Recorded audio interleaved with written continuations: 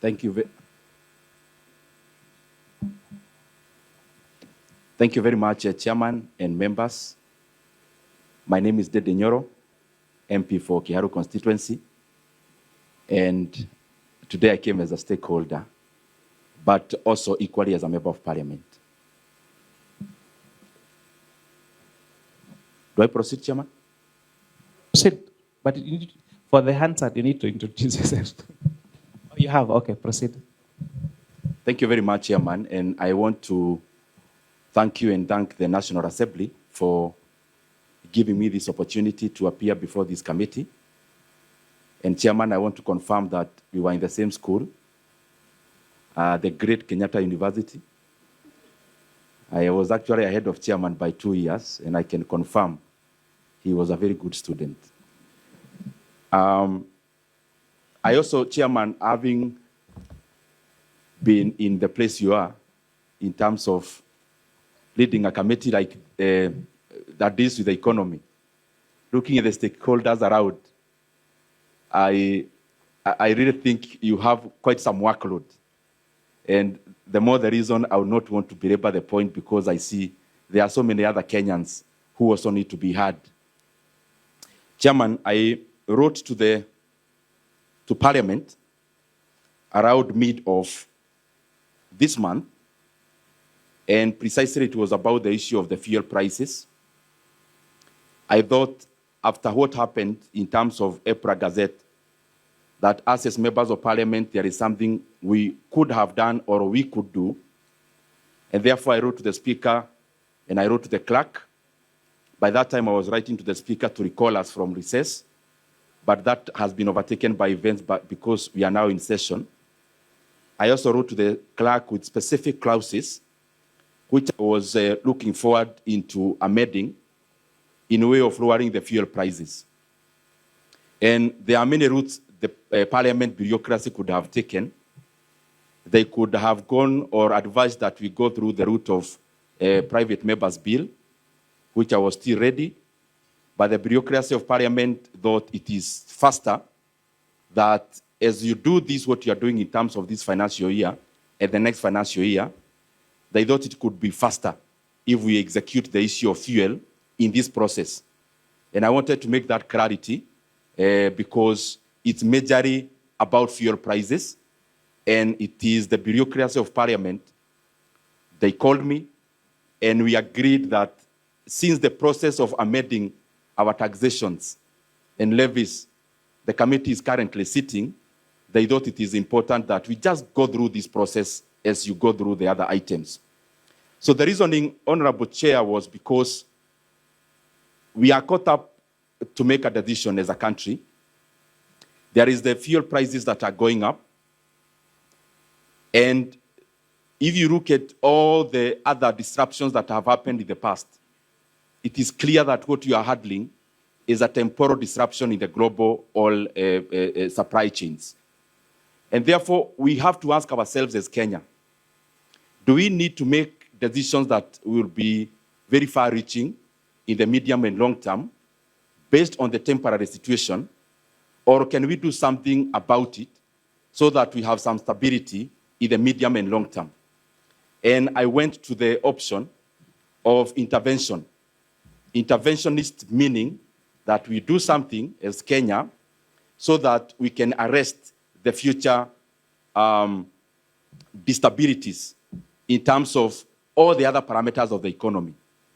Secondly, Chair, is that if we let things flow the way they are flowing without any major intervention and without proposing any major interventions, clearly we'll be having inflation figures coming out over the weekend for this month. And for sure, they are likely to be over 7.5% year on year. That is one parameter.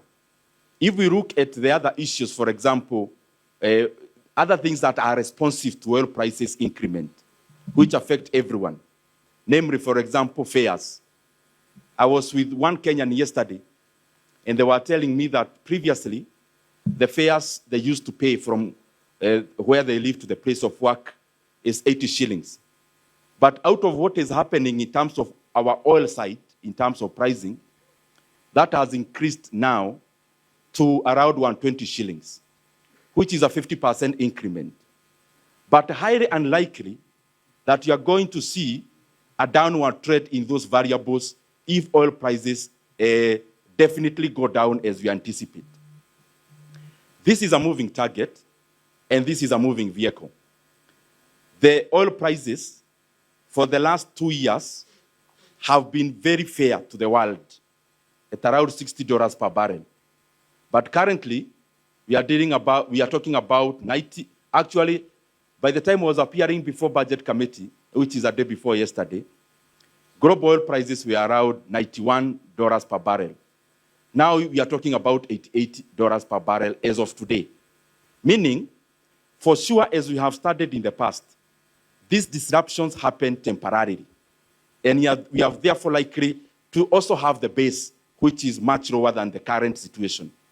So the issue is, do we do something about it, or just let the markets determine the fate of Kenyans? And I thought the reason we are elected is to intervene at a time like this. As I go, because I want to go straight to the issues that I have proposed.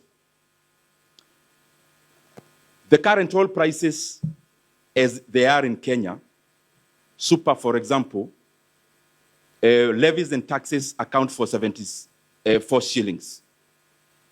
Margins for the importers and the people that deal with in the oil business, supply chain, their profit margin is around 17 shillings. There are other small fees for transportation and others. So in a country like ours, we have a 74 shillings opportunity plus a 17 shillings opportunity to do something at the pump price. And therefore, I want to dissuade all of us, when we say an oil-producing country is a price taker, I agree in terms of landing cost, but there is a lot we can do in terms of our taxes and levies, which account for a lot. In super, we are talking about 74 shillings. In diesel, we are also talking about between 60 and 70 shillings. That is taxes and levies, without actually inputting the margins. If you input the margins, we are talking about over 90 shillings per liter. And that is the basis of my proposal. That to lower the fuel prices now, temporarily, actually my workings are for the next 6 months, we do 4 things. One, we compel the government to lower the margins for the people involved in the oil business, including importers, by 4 shillings. Second is to invoke a change in the VAT of fuel products. From the current 8%, we tax exempt for the next 6 months, and that will give Kenyans reprieve by around 17 shillings and 15 shillings for diesel and super petrol, respectively. The other thing is that we reduce the fuel levy, what we usually call RMLF, Road Maintenance Levy Fund. There is a levy we introduced in the year 2024. We can do something about that by revoking it, because the situation has changed. So that will save across the board around 7 shillings. And lastly, is that we go to the PDL and Fuel Stabilization Fund, and we fetch some 3.5 billion shillings, and we give additional subsidies for diesel. In my workings, because I don't want to belabor the point a lot, we are going either by forfeiture of revenue or by actual injection in terms of subsidies. The intervention is costing, because I'm summarizing, in a nutshell, around 48 billion shillings, but that has been adjusted to the response on the demand side, because higher prices will definitely lead to a lower demand of the products that I'm talking about. And my workings in this proposal is that Kenya consumes around 240 million liters of diesel a month and around 185 million liters of diesel, of super petrol. Those are my workings. Maybe the other thing I can add is that I have been able to check at what other countries have done in terms of the responses. And this has been also informed by their level of taxation and levies even before the disruption happened. And I feel we are in a good space to adopt my proposals. Because, as I said before, we can just say we need revenue, which is okay. We need revenue as government. But revenue always comes at a cost. At what cost to the entire economy? And therefore, I want to persuade all of us that we go on the route of being interventionists other than being laissez-faire, so that we can do much more than has been done. There are some few interventions that have already been done, but I feel those are not far-reaching enough. As we check even in our VAT Act, you realize that my proposal, to a large extent, some of the things I'm proposing are not outliers in history and comparisons. There is a time you are at where I'm proposing. Before 2024, sorry, we were at the level of RMLF that I'm proposing we go back to. Previously, in our country, we have been at the base I'm talking about in terms of VAT.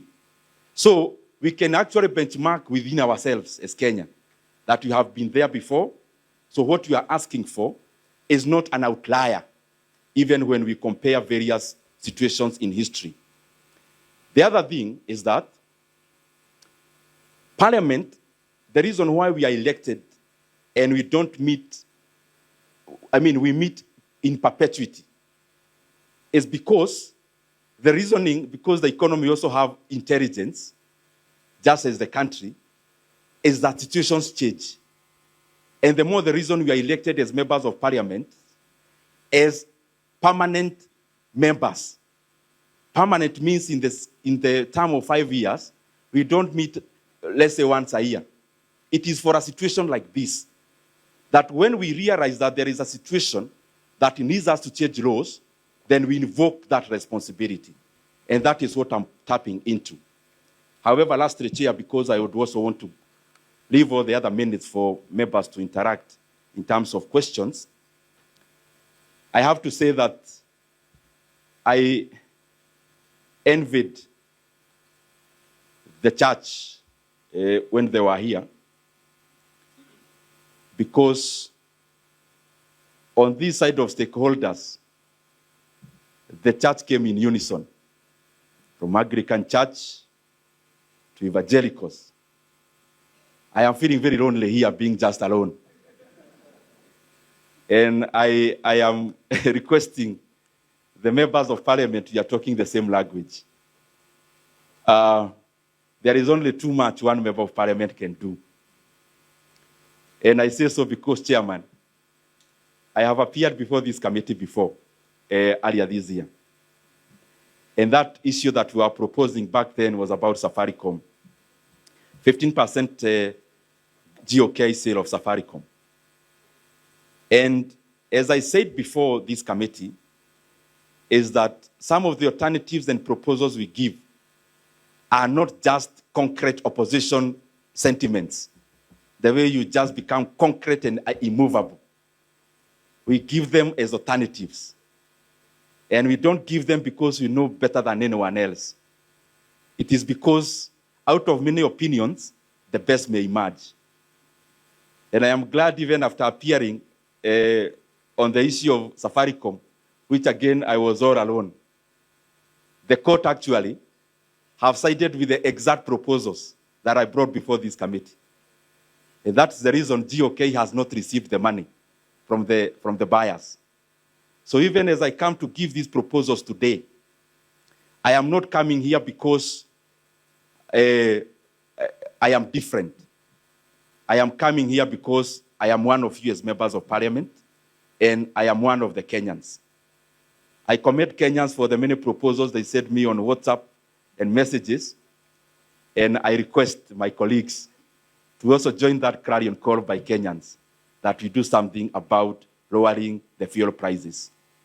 If we adopt all the proposals that I gave, namely reduction of margins, may not be the domain of this committee. Secondly is subsidies. That's not the domain of this committee either. Lowering VAT and tax exempting fuel products, which is a domain of this committee, and lowering levies, which is a domain of this committee. If we do that and we pass it in Parliament, the following day, super petrol prices will be 187 shillings in Kenya, and diesel will be around 189 shillings. And I believe from Turkana, Dr. Aliko, to Molo, Chairman, the people of Molo, to the people of Imenti, I mean, they all want those kind of prices in terms of lower prices. Chairman, I submit, and I want to thank you and all the members. I thank you very much, Honorable Ndindi Nyoro, my colleague from years back. You know, sometimes I miss when, because now I used to do the bad job of raising revenue and used to do the easy job of sharing. That time you're not as vocal as you are now. But anyway, that is one under the bridge. So we have agreed, you know, at least you have the advantage of presenting at the floor of the House. So we've agreed with members that we will minimize the interactions so that we can actually debate and give this opportunity to stakeholders that will not have a chance to speak this at the floor of the House. But I would like to just say two things that you may not have mentioned. The RMLF that you're posing to reduce, I want you to pull up that schedule of RMLF. So it's important that Kenyans know this levy that we call RMLF, what does it go to do? This is the money that goes to repair our rural roads across the country.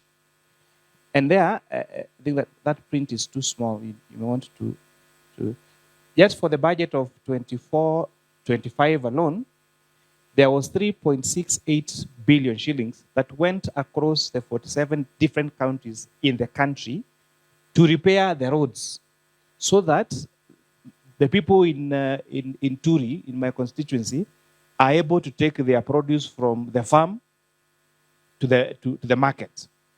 And this money is one of the funds that are equitably distributed across the country. Just to give an example, Mombasa received 45 million shillings.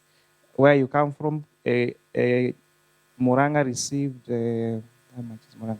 94.7 million shillings. Where I come from, Nakuru received 183 million shillings. Nairobi received 120 million shillings. So which would mean, essentially, that if we reduce RMLF, the truth is, consequently, we will have to reduce the money that goes to repair our roads, our constituencies. That's number one. Number two, on the issue of exempts, okay, and again, RMLF is not the purview of this committee, but reduction of VATs. If we go with your proposal, Honorable Ndindi Nyoro, I want to tell you for a fact, if the current VAT on fuel is 8%, so if we take VAT on fuel from exempt, or from 8% standard rates to exempt, that will actually increase the price of fuel. Why am I saying that? How does exempt status work? If the current rate is 8%, so it means that importers or aggregators or whoever is involved in the fuel business will go and claim input VAT. But if we make fuel exempt, that would mean they will not be able to claim their input VAT. And that would mean that they will have to transfer the cost of their input to the consumers. So if we would take your proposal number C, reduce VAT by 8% and classify the products as exempt, all the professionals here will tell you the price of fuel would actually go up and not reduce. Anyway, those are the only two things I needed to clarify. You don't have to respond, but if you feel that you need to, you have the opportunity, and then we'll go to the next stakeholder. Thank you very much, Chair. And I want to start with the latter one, because that's not correct. The current VAT regime in terms of fuel pricing is that they are vatable. We move from vatable to exempt to zero. Anything vatable is definitely more expensive than exempt. And anything exempt is definitely more expensive than zero. Let me finish, Chair. Through this committee, we processed a reduction of tax from 16% to 8% last month. Does it mean that this committee actually wanted the fuel prices to increase? Secondly, the other question, RMLF, what you have highlighted here is fine, but it's not in entirety. It is superficial. It is superficial in this manner. What you projected is what goes to counties. But the roads budget comes into three streams. One stream is GOK funded. The second one is externally funded budget. The third one is recurrent. And recurrent is basically what we call RMLF. And in those three budgets, they are almost actually equal. I appeared before the budget committee, and my proposal is not taking money away from the roads. It is actually rearranging.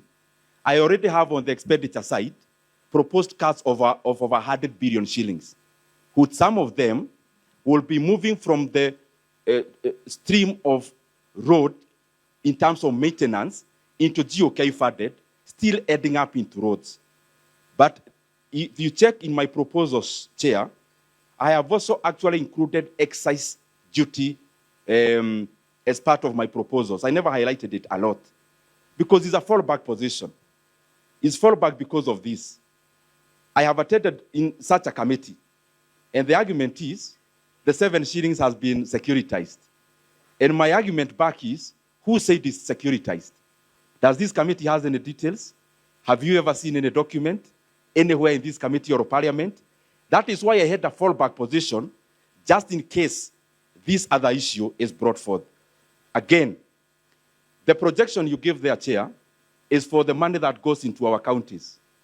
Money still used to flow in our counties and constituencies before 2024. Remember, I'm not scrapping RMLF. I'm only reducing by 7 shillings, going to what was there in the year 2024. And after reduction, we'll be adding on the other side of GOK funded budget. Thank you very much. Parliament is we agree to disagree. And now I want to persuade you, if you strongly feel that the reduction in the budget that you have submitted to the budget committee, that once the debate comes to Parliament, you'll be able to convince the rest of your colleagues, the rest of us, to agree with your proposals. But we thank you for taking your time to come and present for this committee and doing the presentation that you've done. Thank you and have a good afternoon. Our next stakeholder is ATC. We'll have ABMT. I'm told you'll be presenting jointly as PwC. Please, you have the floor.